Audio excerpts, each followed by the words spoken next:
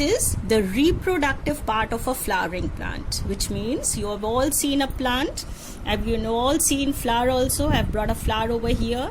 You can see it is the beautiful colored. It is bright in color, it is beautiful, and it is the most attractive part of any plant. Secondly, it is also known as the reproductive part of a plant because this flower will develop the seeds and the seeds will then develop the fruit. So seeds will help in further reproduction of the new plants.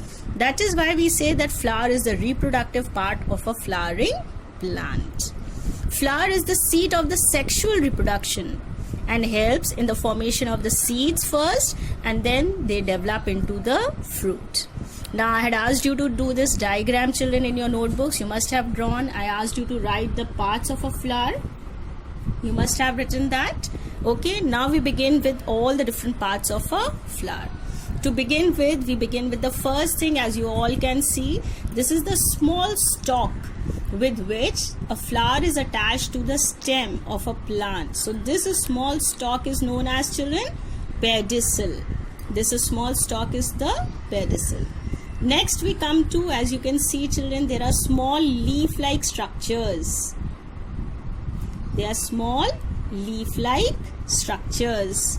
These small leaf-like structures are known as, children, sepals. These are known as sepals, and when these sepals they combine together, they form the first whorl of the flower, which is known as the calyx. This is the calyx. After this, the second whorl comes, that consists of this beautiful petals. So the petals that are brightly colored, beautiful part of a flower, these petals together they form the second whorl, which is known as the corolla. The third part, as you can see, children, this, as you can see these structures, children, each structure is known as a stamen. If you can have a close look and you can see, children, each of this is known as a stamen. Each of this is known as a stamen. Can you see the stamens? Now these stamens will together form the male part of a plant or a male part of a flower, and this is known as androecium. This is known as androecium. Then in between, children, this structure, if you can see this tube-like structure which is going on top, this tube-like structure, children, is the female part of a flower. See, this is the female part of a flower. Can you see? Some of them have a red tip and some of them have a yellow tip. So the ones that have a red tip are actually the female part of a flower, right? So when all the stamens combine together, they form the male part of the flower. When the middle part, which is the female part, is known as the androecium, and one part of androecium is known as carpel or pistil. Is that clear? Now the functions, coming to the functions, children. When this flower is in the form of a bud, the calyx will help to protect the inner delicate parts of the flower. What do you think is the function of these petals? The function of the petals is, children, to attract the insects for pollination. Now maybe in class 5 you have learned the definition of pollination. If not, I am telling you, children. Pollination is a process in which the stamens, the pollen grains are produced in these stamens. These pollen grains are taken from the stamen and they are taken to another part of a plant, which is the female part of the plant, and they have to stick over here. So the transfer of pollen grains from the anther to the stigma is known as pollination. And so who will do this pollination? Who will take the pollen grains from here and bring it over here? That process is done with the help of the insects. And to attract the insects, the petals are brightly colored. And they also sometimes produce nectar. So the bees also come to the flower in order to suck the nectar. Then the function of the stamens, I have already told you, children, in this yellow part, they produce the pollen grains, which help in further reproduction. and this is the male part of the flower, which will again help in the production of the seeds and the fruits further. Am I clear to everyone? Okay. Now, as you can see, children, I have taken out the sepals for you. These are the sepals, and when they combine together, they form what is known as calyx. That is the first whorl of a flower. The second whorl of a flower consists of these petals. These petals together form the second whorl of the flower, and that is known as corolla. Now have a close look at it. These are, see, tiny structures. These are the male reproductive part of a flower. This each one, as you can see, children, small, these are known as stamen. They are stamen. They have the word men in them. From there you can learn, children, stamen is the male part of a flower. Now you can see, children, the pink thread-like structure, children, that is known as the filament. And the yellow portion over here is the anther.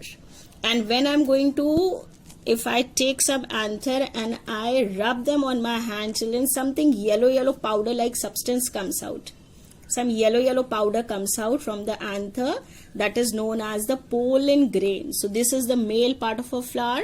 Together they form what is known as androecium. Now over here I have taken out the female part of a flower also, children, as you can see.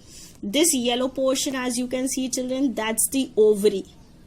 Now from the ovary we have a small tube-like structure that goes up. This tube-like structure is known as style. See the style, how thin it is. And then on top, children, as you can see, this style has, see, these structures. This is known as these each red colors things that you can see, children, they are known as the stigma. Now this together, this whole structure is the female reproductive part of a flower. So from the pollen grains from the anther, they fly and they come and stick over here. As you can see, children, some of the yellow things can be seen sticking. Can you see them sticking over here? They can be seen sticking. So they help in the process of pollination. So with this we come to all the reproductive part of a flower and how they are being formed. Now we are going to see, children, the different types of flowers. If a flower does not have all the 4 whorls, that means it is missing in the number of whorls, then it is known as the incomplete flower, that we are going to see on the next page. But for now, you see, children, the male and the female part.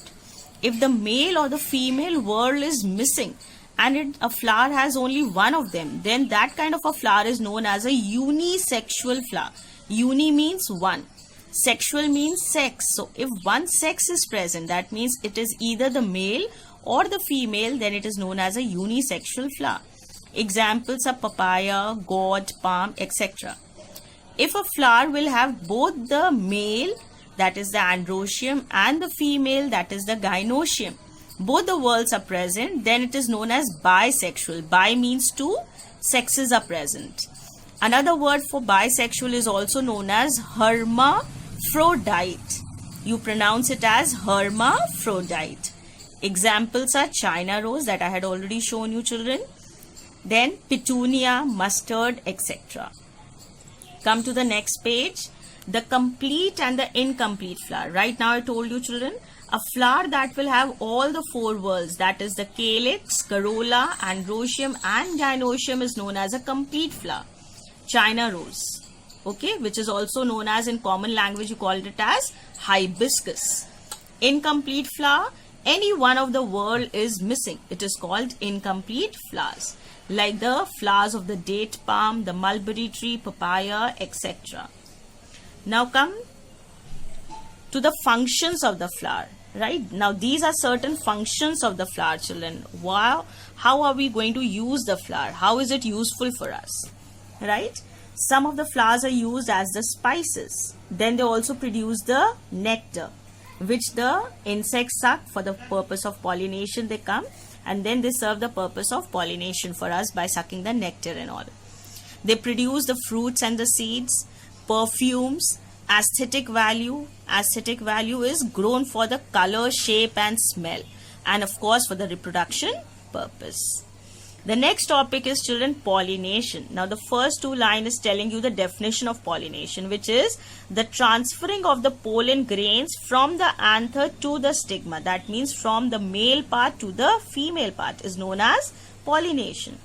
This pollination, children, is of two types, self and cross. Now self-pollination is, children, if the pollen grains are transferred from the anther of a flower to the stigma of the same flower. That means it is taking place in the same flower, in one flower only, or between the different flowers of the same plant. Suppose we are talking about hibiscus. So from one flower of the hibiscus to the other flower of the same hibiscus plant, then it is known as self-pollination. This is an economical process as no agents are required, because with the help of winds and all, automatically it transfers, so the agents are not involved. Cross pollination, that is the transferring of pollen grains from the anther of one flower from one plant to the stigma of another flower of the another plant, but the same species. Now species have to be same. Suppose we are talking about, children, any flower. Suppose we are talking about hibiscus. So the pollen have to transfer from the stamens to the stigma of hibiscus only, not of any other flower. So that is common, children. Now this arrow is showing that they are transferring between the same flower, so it is self-pollination.